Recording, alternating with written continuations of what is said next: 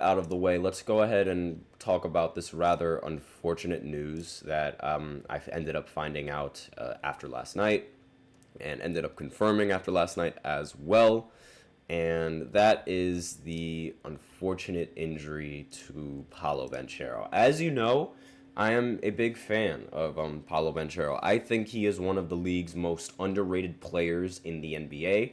He has incredible talents. He has incredible scoring ability. He has great rebounding. He has great facilitating as well.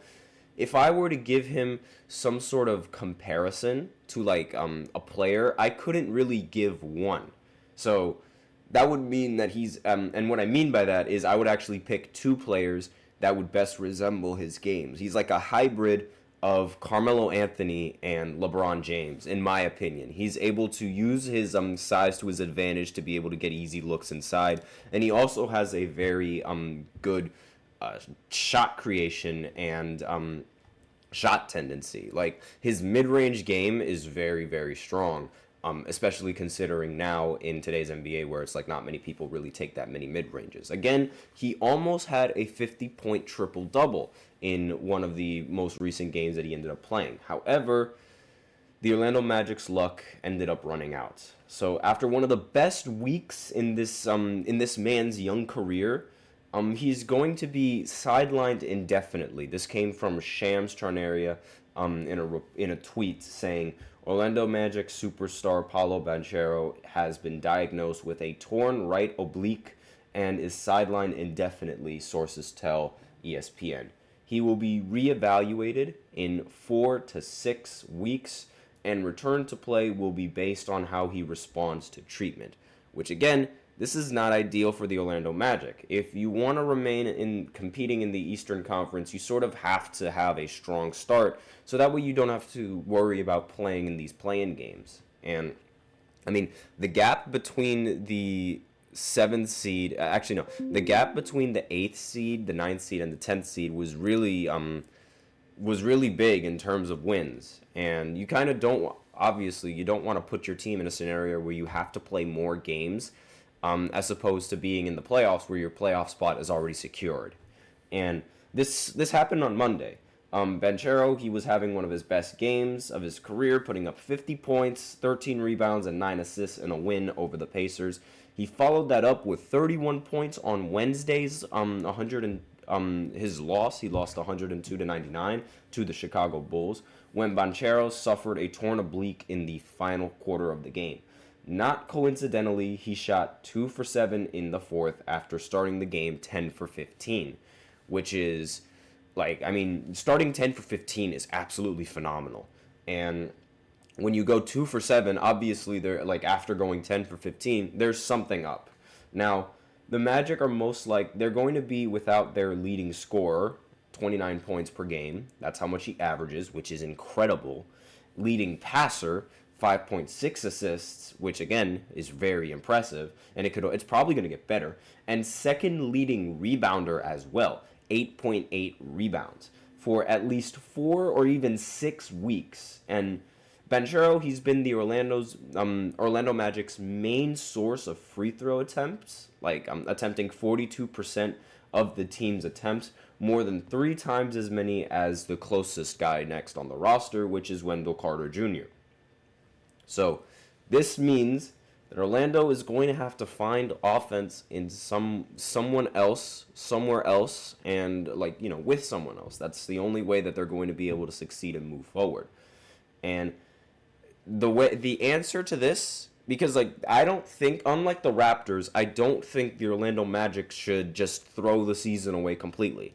I don't think they should try and encourage tanking, because their roster it's much better than what it was last season. They just need to find a new spark on the offense, and I think that new spark is going to have to be Franz Wagner. They recently signed him to a huge extension in the offseason, and he's also been second in scoring, I believe, he's averaging nearly 20 points per game for the Magic just last season. And though he's battling an illness right now, it could mean additional minutes for the lottery pick as Jet Howard. So, that's just another player that the Orlando Magic are probably going to have to rely on in the future. Now, he has sparingly so far, but might have to, be a more scoring option upside for the Orlando Magic's reserve. But the player who may see the biggest uptick in his playing time and his usage rate is another second-year player, Anthony Black. He's a guard. And while Jonathan Isaac is likely going to slide into Banchero's starting position, like in the forward spot, Black represents a lot more of an offensive prowess, right? So, we do know how, if you guys don't know anything about Jonathan Isaac is an incredible defender. And that's really like the main focus of his game, defense. But half of the game, like I always say, defense is half the game, but the other half of the game is also being able to score. And that is going to be something that the Orlando Magic are going to have to find, and it's not really clear cut who the next guy up is going to be. And Anthony Black, as I mentioned before, he's second on the team with 21 assists, and he's taking shots off the dribble twice as often as last season. So, this was a crushing loss for Orlando that is looking to build off of last season's number 5 seed that they ended up getting in the Eastern Conference last year. There's no guaranteed whether or not Paolo Banchero is going to be back soon, even after his injury is reevaluated. Because, again, it's all in due to how he responds to treatment as well. And the team has to find new ways to score anyway, because I don't really think that relying just on Paolo is going to end up, taking you far. For a player who was taking a giant step forward, this injury is just really not good, and it's a big step back on not just the Orlando season here and right now, but also Paolo Banchero's career. So that's all that I really have for this second segment, and I hope that Paolo Banchero ends up getting better. Given how a lot of these players end up recovering pretty swell and pretty easily, aside from Joel Embiid and Paul George,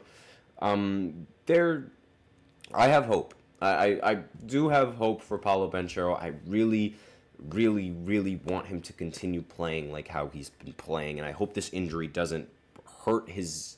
I hope his injury doesn't hurt him all that much going into the future of his career. So that's all that I have to say about this segment. So now we're going to go ahead and go into the third segment where I recap one of the games that happened last night, and that game is going to be the Spurs against the Utah Jazz. Victor Wembanyama played absolutely phenomenal in this matchup, and we're going to talk about that right after this short break. Looking for your daily fix of sports talk without having to pay for it? GSMC Sports Network is available on YouTube. Just search GSMC Sports Network. Get your fix of daily sports talk shows on YouTube, absolutely free. NFL, college football, NBA, MLB, MMA, UFC, fantasy football, and so much more.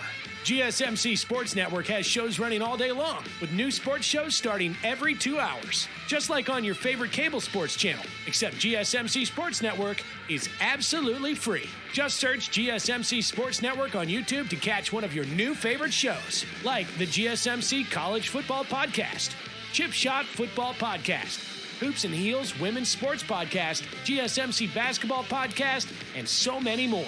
Check it out for yourself. GSMC Sports Network, now available on YouTube absolutely free. Search GSMC Sports Network on YouTube right now.